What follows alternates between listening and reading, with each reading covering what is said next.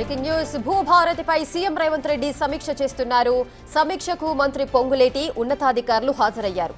ధరణి స్థానంలో భూభారతిని ప్రభుత్వం తీసుకొస్తున్నది. భూభారతి విధి విధానాలపై అధికారులకు సీఎంకు వివరిస్తున్నారు.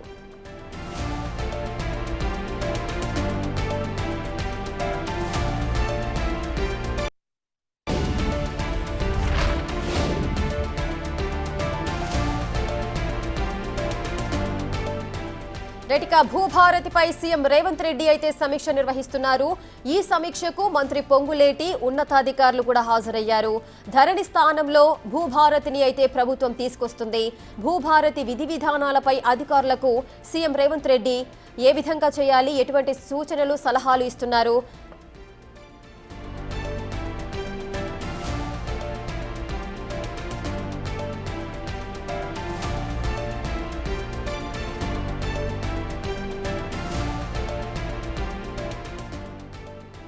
పూర్తి డీటెయిల్స్ మా ప్రతినిధి వాసు అందిస్తారు.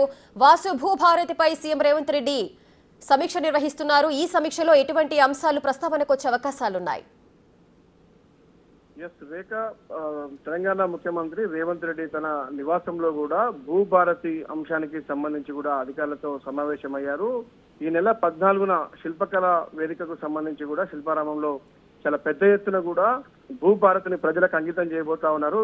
అయితే గతంలో ధరణి పేరుతో జరిగినటువంటి అనేక అవినీతికి సంబంధించి కావచ్చు, అనేక ఇబ్బందులకు సంబంధించి కావచ్చు, ప్రజలకు సంబంధించి రిజిస్ట్రేషన్ నేపథ్యంలో భూముల విషయంలో కూడా అనేక మంది ప్రజలు ఇబ్బంది పడ్డ నేపథ్యంలో ఎలాంటి ఇబ్బందులు లేకుండా భూభారతిని చాలా పకడ్బందీగా తెలంగాణ రాష్ట్ర ప్రభుత్వం ప్రతిష్టాత్మకంగా తీసుకొని కూడా రూపొందించినటువంటి భూభారతికి సంబంధించి విధి విధానాలు ఎలా ఉన్నాయి, ఈ అంశానికి సంబంధించి కూడా మొత్తాన్ని ముఖ్యమంత్రి గారికి పవర్ పాయింట్ ప్రెజెంటేషన్ చేసిన పరిస్థితి కనిపిస్తుంది. ఈ యొక్క సమావేశానికి ప్రభుత్వ సలహాదారులతో పాటు సీఎం సలహాదారుడు వేం నరేందర్ రెడ్డితో పాటు పలువురు కీలక అధికారులు, సీఎం ఓఎస్డీలు కూడా పాల్గొన్న పరిస్థితి కనిపిస్తా ఉంది. ఈ యొక్క భూభారతి పథకాన్ని రూపకల్పన చేసినటువంటి అధికారులు కూడా దగ్గరుండి ముఖ్యమంత్రికి పవర్ పాయింట్ ప్రెజెంటేషన్ చేయబోతున్నారు. భూభారతి పనితీరు ఎలా ఉండబోతోంది, ధరణికి భూభారతికి ఉన్నటువంటి వ్యత్యాసం ఏంటి, ధరణిలో ఉన్నటువంటి లోపాలు ఏంటి అన్న అంశం పైన గతంలోనే అంటే ముఖ్యమంత్రి పూర్తిగా పరిశీలించిన తర్వాత కూడా భూభారతిని ప్రజల్లోకి తీసుకురాబోతున్నారు. అయితే గత ప్రభుత్వ హయాంలో ధరణికి సంబంధించి పేరుతో కూడా 1,57,00,000 ఎకరాల భూములను విదేశీ సంస్థలకు తాకట్టు పెట్టిన నేపథ్యానికి సంబంధించి కావచ్చు, ఇవన్నీ కూడా ప్రస్తావనకు రాబోతా ఉన్నాయి. గతంలో జరిగినటువంటి పొరపాట్లు మరోసారి రాకుండా ఉండేందుకు ఈ యొక్క భూభారతిని తెలంగాణ ప్రభుత్వం తెరపై తీసుకొచ్చింది. ఈ నేపథ్యంలో ఈ నెల 14 అంటే రేపు సోమవారం ముఖ్యమంత్రి చేతుల మీదుగా ఈ యొక్క భూభారతిని ఇనాగ్రేషన్ చేయబోతున్న నేపథ్యంలో కూడా ఇప్పటికే అధికారులు శిల్పారామంలో కూడా వేదికను ఏర్పాటు చేయడం జరిగింది. దానికి సంబంధించిన ఏర్పాట్లను కూడా పరిశీలించడం జరిగింది ఇప్పటికే.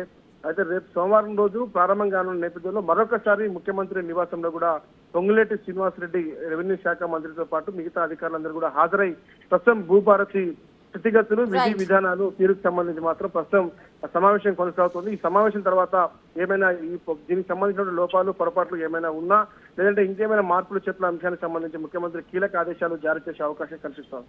Right, thank you Vasu, thanks for the details.